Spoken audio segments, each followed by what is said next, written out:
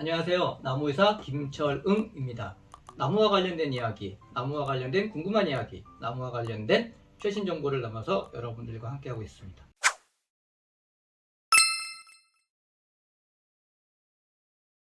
오늘은 흔히 샬고메타로 알고 계시죠? 형성층 전기 저항 측정 장비들을 중심으로 해서 한번 알아보도록 하겠습니다. 샬고메타가 사실은 제일 처음 나왔고 너무나 유명해서 그렇게 불리고 있는데요. 그 이후에 나온 제품들은 이름이 전부 다 틀리죠. 그래서 작동 방법 기준을 해서 형성층 전기 저항 측정 장비라는 이름으로 쓰도록 하겠습니다. 사실은 또 앞에 형성층을 넣었는데요. 왜냐면은 우리가 토양도 역시 전기전도로 측정을 하는 그러한 장비가 있죠. 그래서 토양과 구분하기 위해서 형성층 전기 저항 측정 장비라고 통칭을 하도록 하겠습니다. 제일 처음 나온 장비부터 지금 최근에 나온 장비까지 제가 모두 다 써봤는데요. 쓸 때마다 고장이 나더라고요. 네, 그래서 각각의 장비의 장단점 써본 그런 경험을 한번 알려드리도록 하겠습니다. 제일 처음에 나온 것이 이 여기에 나와 있는 샤이고메타입니다. 네, 작동이 안 됩니다. 불행도.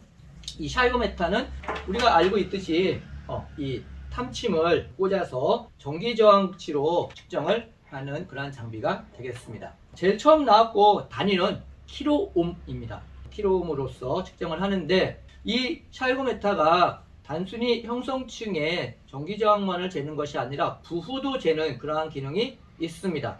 여기 같이 딸려있는 그러한 장비가 되겠습니다. 여기에 보시면은 똑같이 본체 코드를 꽂고 탐침을 여기 있는 이걸 이제 꽈배기형이라고 말을 하는데요. 이 꽈배기형을 여기에 결합시킨 다음에 여기에다가 이렇게 하는데 하기 전에 이만한 여기 드릴이 다 들어가 있습니다. 이 드릴로 먼저 뚫고 여기에 있는 이 꽈배기형 탐침을 집어넣습니다.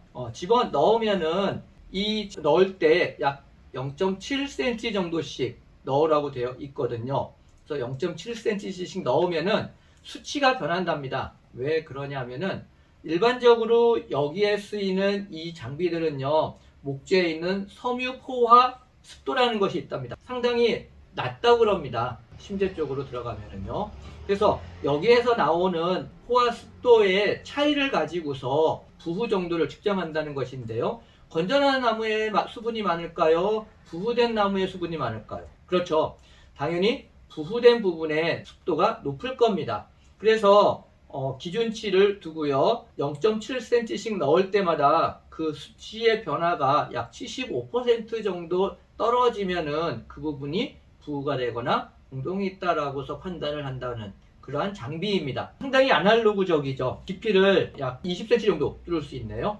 20cm 정도 뚫고 이 꽈배기형 탐침을 조금씩 넣으면서 그 깊이별로 이 전기저항을 측정을 합니다. 그래서 기본적으로 처음에 측정치를 잡고요. 0.7cm 밀어 넣었을 때 수치의 변화가 약 75% 정도 되면은 그 부분에 이상이 있는 것이다 라고서 판단을 한다고 그럽니다. 이 샤이고메타 같은 경우에는요, 제일 처음에 나왔기 때문에 약간의 단점이 있는데요. 건전지를 가끔 가다가 바꿔줘야 됩니다. 9V용으로 쓰게 되어 있는데요. 그래서 처음에 배터리 할 때 수치가 나오죠. 그 배터리가 9V 이하를 떨어져서 7V 이하로 갔다. 그러면은요, 배터리를 교체해 주셔야 됩니다.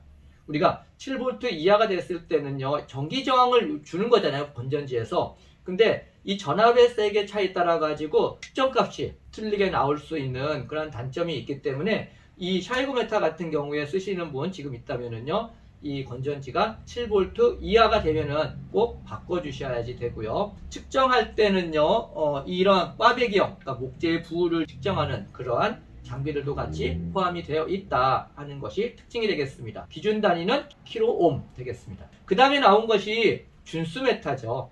근데 지금 준수메타는 단종되고 준수메타 플러스가 나오고 있죠. 그래서 준수메타 플러스와 관련된 것은 조금 이따가 설명해 드리도록 하겠습니다. 그 이후에 나온 것이 여기 나와 있는 SF100이라는 그러한 장비입니다. 상당히 디지털화되어 있는, 그래서 터치식이고 저장 기능도 많이 들어가 있는 그러한 장비가 되겠습니다. 여기에 보시면은요, 활력도라는 측정 외에 수분, 온도, 그 다음에 EC 세 가지를 측정할 수 있는 그러한 부분으로 나누어져 있습니다. 이 SF100 같은 경우에는요, 사실은 이렇게 두 개의 탐침봉이 있습니다.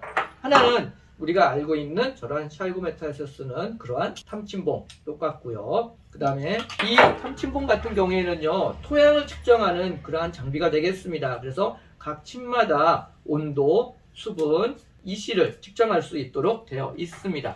그래서 나무의 줄기에서의 활력도, 우리가 흔히 말을 하는 형성층과 관련된 전기 저항을 측정할 수 있을 뿐만 아니라 토양에서의 수분이나 온도나 특히 이시, 토양 이시를 측정할 수 있는, 전기 전도를 측정할 수 있는 그러한 유리한 장비였습니다. 근데 지금은 단종이 되었습니다. 새로운 이제 다른 회사에서 또 만들 수 있긴 하지만은요, 이 SF100 같은 경우에는 기준 단위가 퍼센트입니다. 준수메타 제일 처음에 나왔던 것과 같은 100을 기준으로 해서 점점점 수치가 낮아질수록 활력도가 떨어지는 것으로 표현을 하고 있는데요. 이것은 킬로옴으로 나온 것을 다시 변환을 하는 거죠.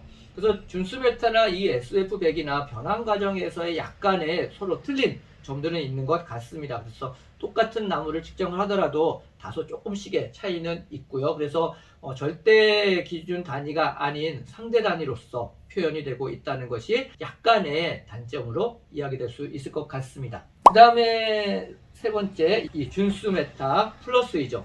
이 준수메타 플러스는 준수메타를 개량을 해서 나온 그러한 장비인데요. 사용법이나 이런 것들은 다 똑같습니다. 처음에 배터리 측정을 하고요. 그 다음에 두 번째 제로 맞추고, 그 다음에 클리베이션을 맞추는 그러한 똑같은 형식으로 되어 있는데요. SF100이나 이 준수메타 플러스 같은 경우에는 배터리하고 관련된 부분은 약간 자유로운 것 같습니다. 자동적으로 일률적인 전압을 주는 그러한 장치들도 되어 있는 것 같거든요. 그래서 준수메타 같은 경우에는 항상 틀면은 여기서 12.6V라는 그러한 공통된 측정값이 나오고 있습니다.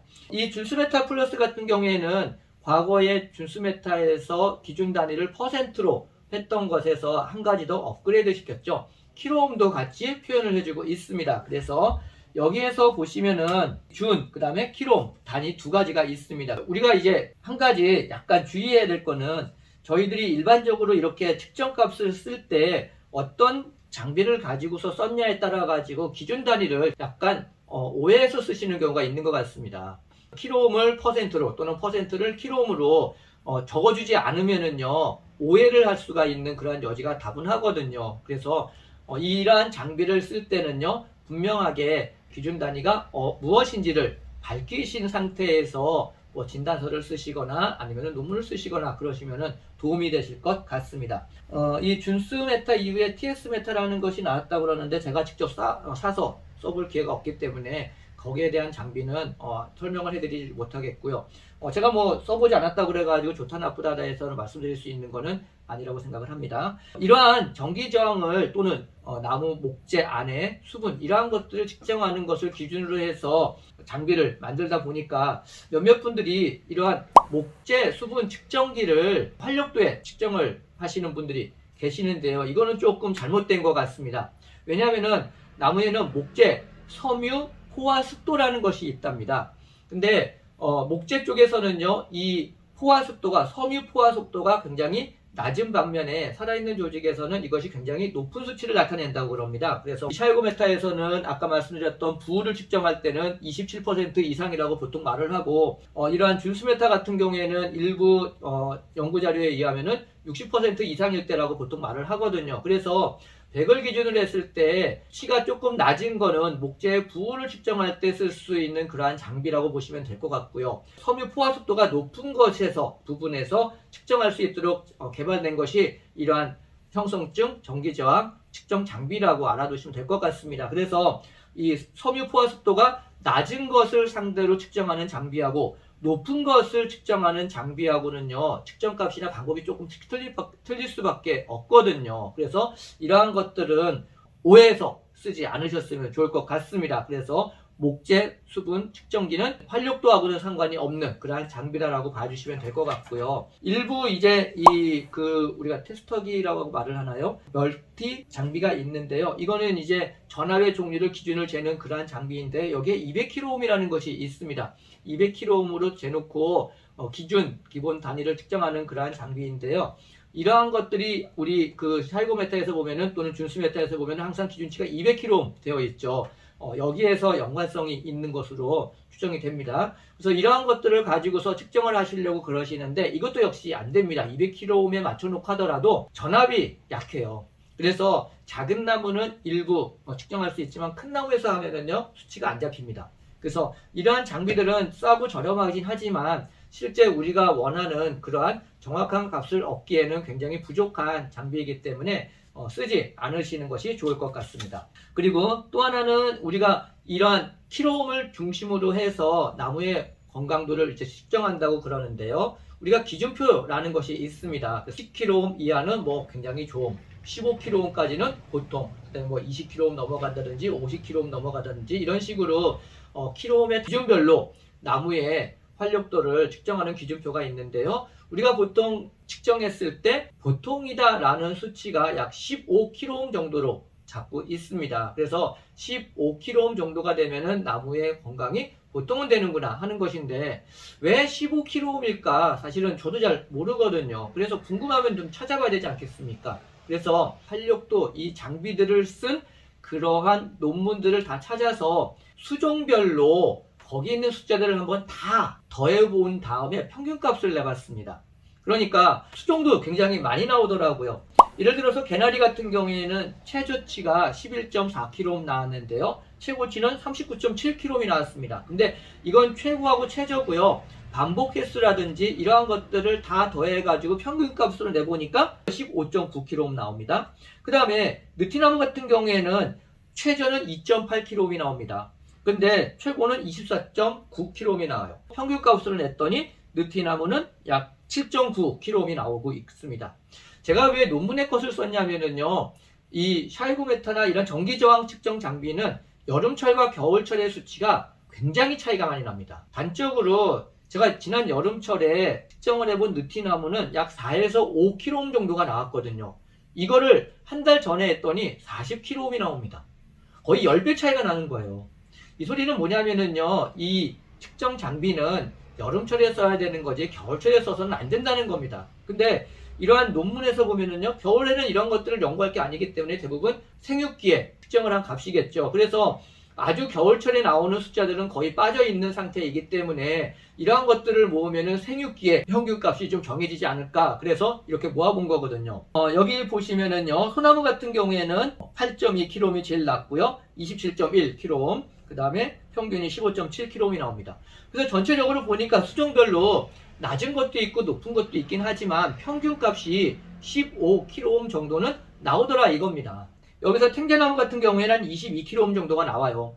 반면에 은행나무는 6.3kΩ이 나오거든요. 그래서 이 사실은 나무마다 계절별로 다 틀리기 때문에 이 정확한 수치를 평균값을 구하는 것은 어렵지만 수종별로 몇 나무를 측정한 평균값을 뽑으면은 한 15kΩ 전후에서 왔다 갔다 한다는 겁니다. 그래서 모든 나무에 적용될 수 있는 건 아니지만 일반적으로 대부분의 나무에서 15kΩ 정도가 나오면은 보통 정도는 되겠구나. 그래서 그것보다 조금 더 낮은 수치가 나오면은 조금 더 좋고 조금 더 높은 수치가 나오면은 조금 안 좋을 수는 있겠구나 하고서 우리가 생각을 할 수가 있는 것이죠. 사실은 정확한 수치를 구하기 위해서는 모든 나무 수종별로 다 해야 되거든요. 근데 아직 모든 수종에 대한 정확한 데이터 값이 나와 있지 않기 때문에 그냥 보편적으로 쓸 수 있는 평균값 정도를 말씀드리고 있습니다. 그래서 이러한 장비들을 쓸 때 퍼센트보다는요 킬로옴을 쓰시는 것이 장기적으로는 좋을 것입니다. 앞으로 어떤 장비가 어떻게 나올지 모르지만 이 기본 단위를 킬로옴으로 쓰게 되면은요 앞으로 뒤로 언제 똑같이 쓸 수가 있거든요. 근데 아까 말씀드렸던 퍼센트라든지 다른 단위를 쓰게 되면은 장비마다 틀린 값어치나 아니면 변환 점수를 나타낼 수 있기 때문에 객관성이 조금 떨어지거나 비교를 하기가 어려울 것 같습니다. 그래서 공통적으로 쓸 수 있는 기준 단위 킬로옴을 쓰실 것을 권장해 드리는 바입니다. 오늘 전체적으로 종류별 특징, 장단점에 대해서 간단하게 설명해 드렸고요. 그 다음에 이러한 평균값은 어느 정도가 될까 하는 부분도 이렇게 한번 살펴보았습니다. 그리고 이 장비들이 되게 보면은 가격들이 꽤 많이 나가죠. 그래서 제가 이렇게 많이 써봤는데 한 가지 마지막 팁으로 말씀드리고 싶은 거는요. 조금 오래된 회사의 것을 좀 쓰시면 어떨까. 제가 몇백만 원씩 주고 산 그러한 장비들이 불과 2, 3년 만에 AS가 안 돼서 쓸 수 없게 된 그러한 사례들이 종종 발생하고 있거든요. 그래서 가격도 중요하지만 AS를 조금 더 잘 받을 수 있는 그런 것들을 알려고 그러면은요, 이 제품이 언제부터 나왔는가를 이렇게 살펴보시면 되겠죠. 예전부터 나와서 조금 오래된 그러한 제품들이 아무래도 AS 측면 앞으로 받을 수 있는 확률이 높지 않을까 그런 생각이 듭니다. 그래서 이러한 장비들 같은 경우에는요, AS가 진짜 중요합니다. 이거 수시로 망가지거든요. 오류가 나고. 그렇기 때문에 자주 의뢰를 하실 수 있는 그러한 장비, 회사 것들을 구입하시는 것이 더 중요하지 않을까 이런 생각을 제 나름대로의 팁으로 말씀을 드리겠습니다.